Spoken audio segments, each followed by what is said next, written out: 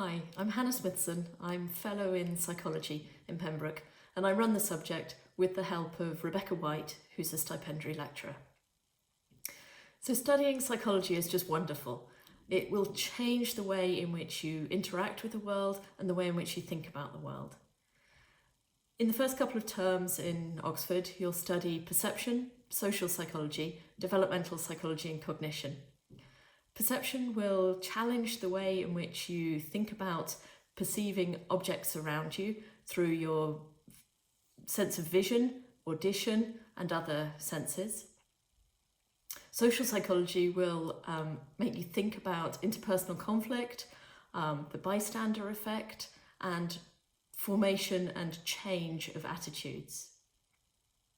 Developmental psychology will have you thinking about the way in which infants interact with the world around them. What knowledge of objects do infants have before they can touch and explore those objects themselves?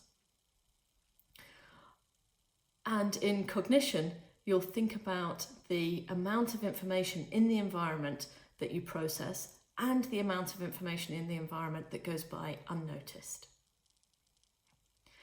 Why study psychology in Pembroke? Why apply to Pembroke? Well, one of the things we've tried very hard to do in Pembroke is to create an inclusive and supportive environment of Pembroke psychologists.